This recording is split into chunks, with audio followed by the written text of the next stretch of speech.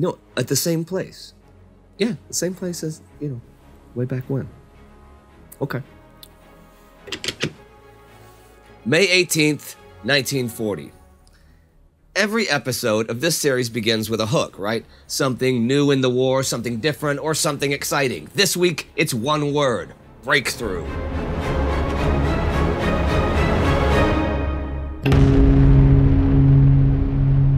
I'm Indy Neidell. This is a double-length special episode of World War II. Yep, although any week of the war can in some way be seen as pivotal, this is a major one, and I cannot cram it all into a regular episode.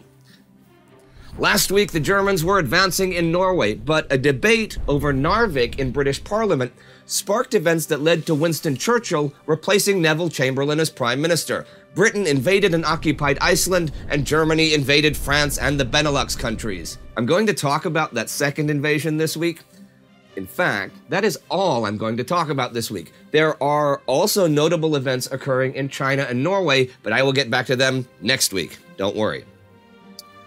Julian Jackson begins chapter 1 of his The Fall of France with an anecdote from May 16, 1940, a full week after the German invasion has begun. Winston Churchill was woken by a phone call from Paul Reynaud, French Prime Minister. He spoke in English and evidently under stress. "We have been defeated." As I did not immediately respond, he said again, "We are beaten. We have lost the battle." I said, "Surely it can't have happened so soon," but he replied, "The front is broken near Sedan. They are pouring through in great numbers with tanks and armored cars." The night before, Reynaud wires Churchill that the situation is grave. Churchill points out that there had been times in World War I when things had seemed grim, but Reynaud says this is worse. Later on the 16th, French Defense Minister Edouard Daladier tells Army Commander Maurice Gamelin that they absolutely must counterattack, and Gamelin asks, with what? He has no reserves left to deploy. Daladier says that this means the destruction of the French armies. Nothing stands between the Germans and Paris. When you read accounts of the German invasion this week, they mostly concentrate on that German breakthrough at Sedan on the Meuse River. But in both Belgium and the Netherlands, where the Allies expected the invasion to happen, things also do not go as planned. In the Netherlands, German airborne units take the Moerdijk Causeway and cut the country in two, and the Dutch army withdraws north towards Rotterdam and Amsterdam. The French 7th Army, which has advanced to Breda to try to link with the Dutch forces, now finds that task impossible. Its commander, Henri Giraud, is ordered to fall back from Breda and redeploy further south near Antwerp. The Dutch only hold out for a few more days until after the bombing of Rotterdam. See, the evening of the 13th, advance units of the German 39th Army Corps reach the city. They are under General Rudolf Schmidt, who has orders to avoid unnecessary Dutch civilian casualties. But every hour the city holds out can sabotage the German timetable, and his men are needed for the push through Belgium into France. So the plan to crush Rotterdam's resistance is a tank attack at 3:30 the next afternoon, preceded by an air raid on the surroundings at 3 o'clock. At noon, local Dutch commander Colonel Garot gets an ultimatum to surrender or the Luftwaffe will hit the city center. Garot says he has to consult The Hague. The Hague sends a deputation to Rotterdam to talk terms with the Germans, arriving at 2 o'clock. At 1:30, Schmidt sends a signal to call off the air raid, but he is 5 minutes too late. By the time the 100 Henkel 3s in the air are sent the abort order, they are in Dutch airspace, which means the radio operators have closed their positions to take combat stations. German ground forces send up red abort flares, but in the haze and smoke shrouding the city, they are not seen until 57 of the bombers have dropped 100 tons of bombs on Rotterdam, destroying the city center and killing or wounding thousands of Dutch civilians.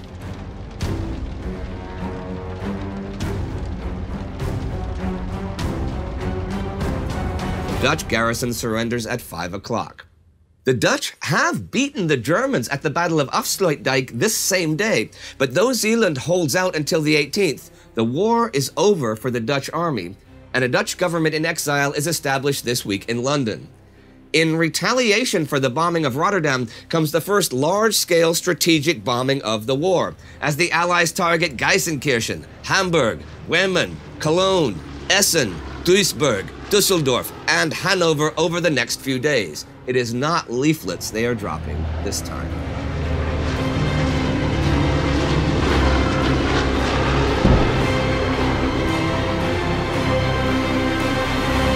As for Giraud's French units retreating from Breda, many are badly mauled and some even surrounded.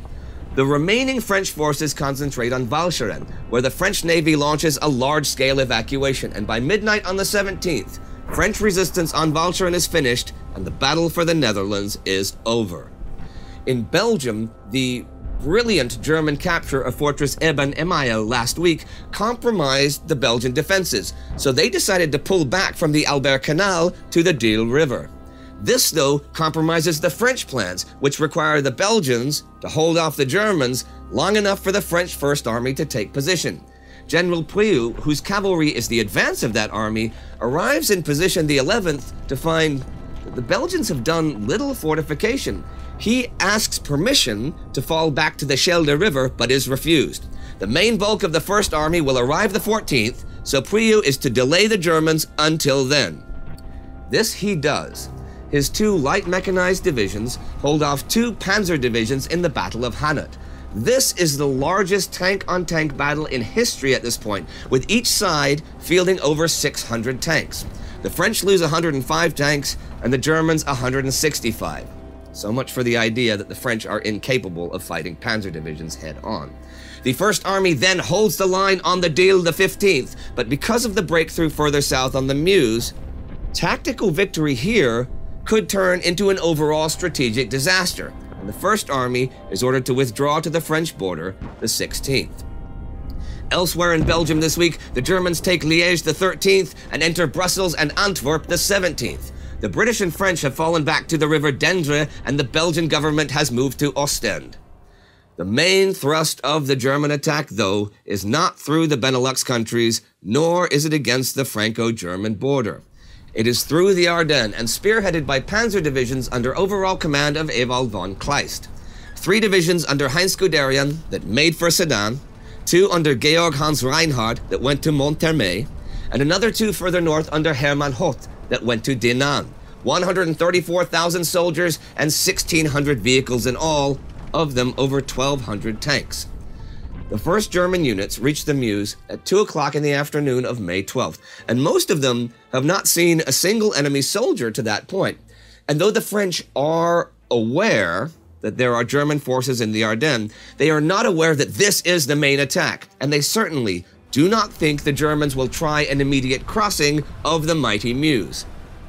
Had they thought that, the endless lines of German tanks moving along the winding roads of the Ardennes would be easy targets for Allied bombers, as would the roads themselves. And tanks cannot go through the actual forest.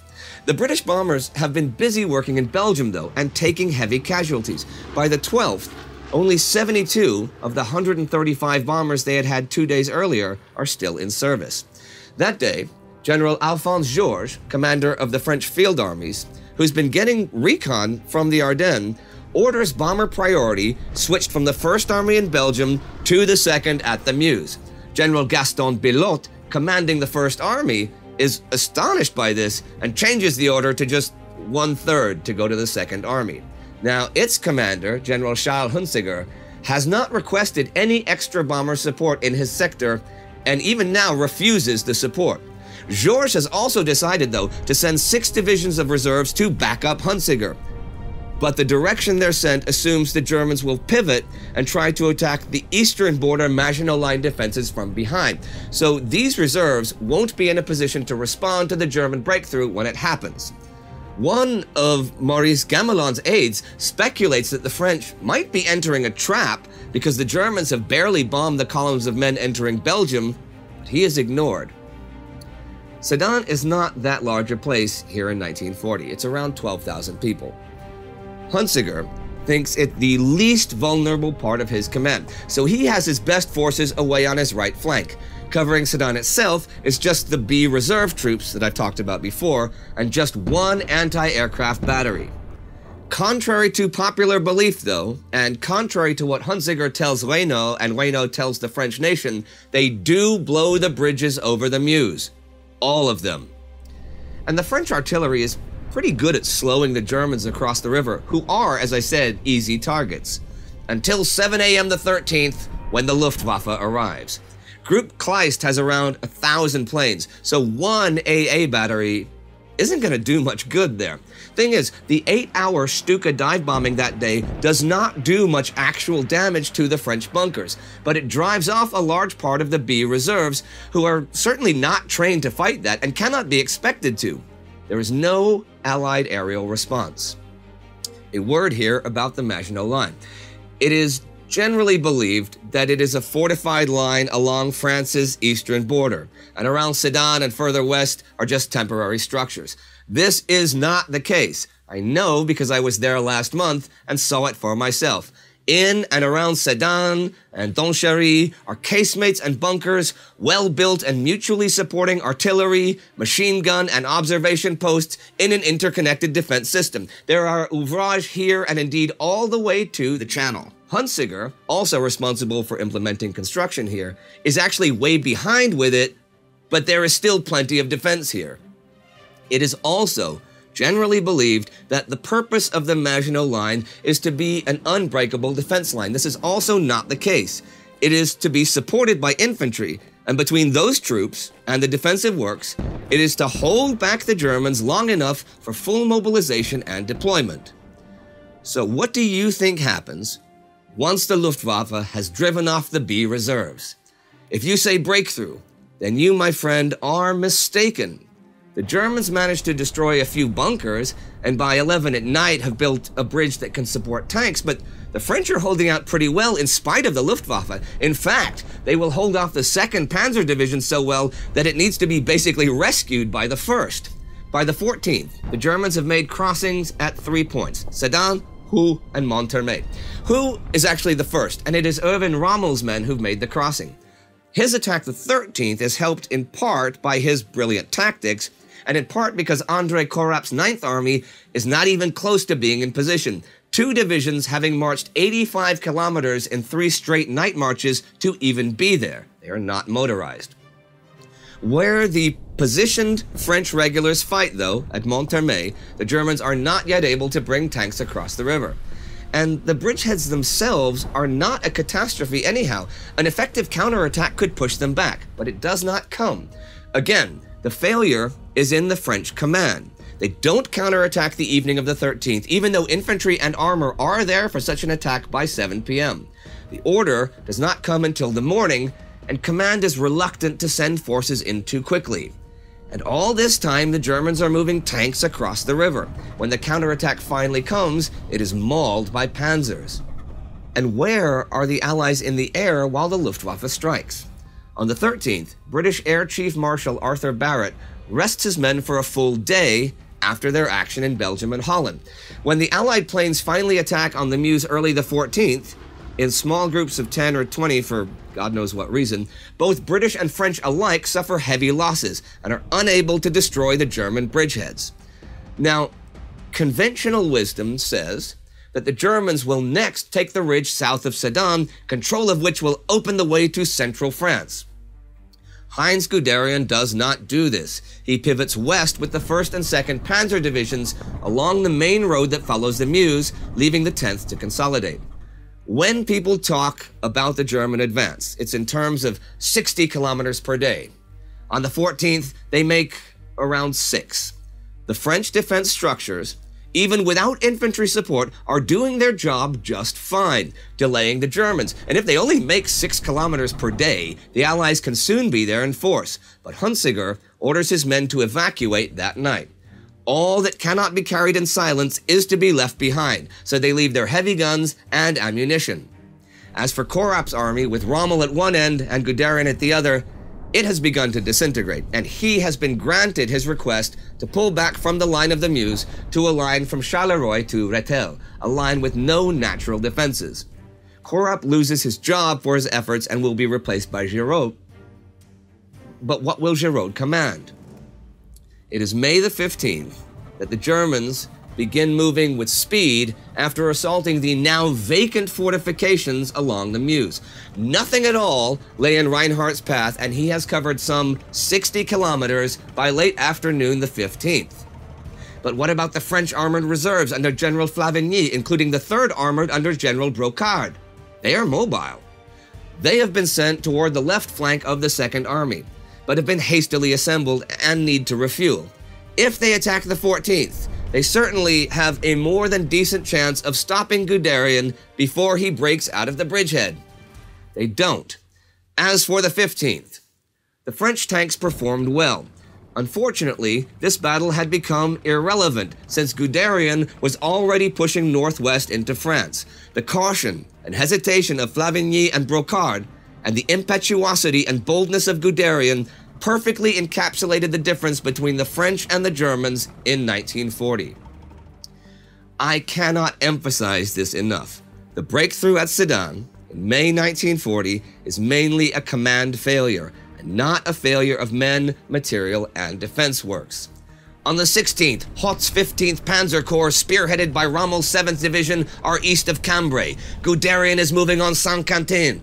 A halt order is issued to them, though, because more conservative higher-ups, like Kleist, cannot believe panzers can advance so far without exposing their flanks. But it is actually the speed itself that has protected them and thrown the French into disarray. Guderian will exploit a loophole in his orders. He is allowed to do reconnaissance in force. This is what he now says he's doing. On the 17th, he reaches the Oise south of Guise. On his left, Charles de Gaulle and the French 4th Armored Division attack northward from near Laon, but the Luftwaffe shuts them down and prevents any serious gains.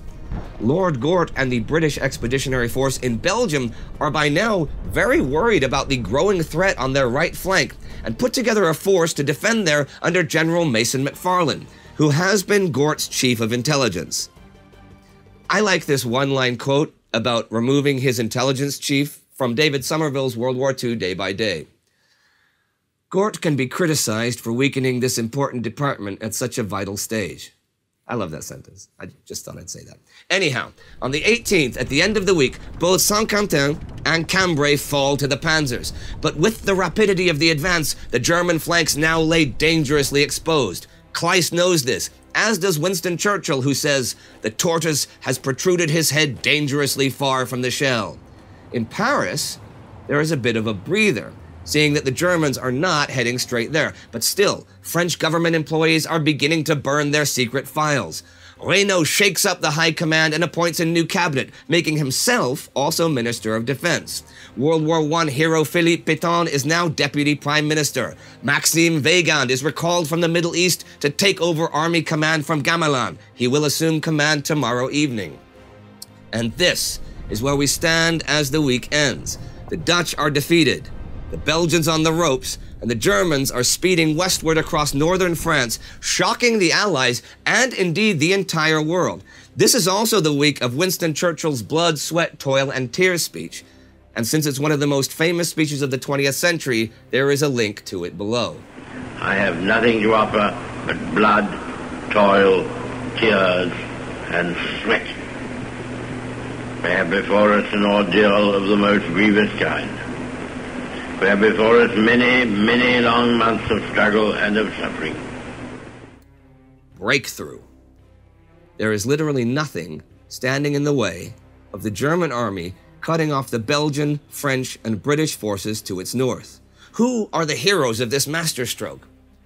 Well, I guess there is von Manstein, whose idea it was to attack through the Ardennes. Also Guderian for his daring, Rommel for his brilliance, and the villains or scapegoats on the losing side. Some blame has to fall to Gamelin and Georges, but it seems to me that the real villain of the piece is Charles Hunziker. Hunziker, who was way behind with the buildup of his defenses. Hunziker, who refused aerial assistance. Hunziker, who lied about the bridges to excuse himself and also tried shifting blame to Koraps. And Hunziker, who pulled his men back from their Meuse defenses to their great consternation and frustration when they were doing their job of slowing the Germans just fine. And why all of this? Incompetence? Indifference? Something more sinister? Well, that is all just speculation, but I'll tell you this, we will see Charles Hunziker again. If you'd like to see a special about the construction of the Maginot Line that we shot on location, you can click right here for that. Our Time Ghost Army member of the week is Nitin Sate. Do like Nitin and join the forces on timeghost.tv or patreon.com. The Time Ghost Army is the only thing that keeps this channel going. And do not forget to subscribe. Press the bell. See you next time.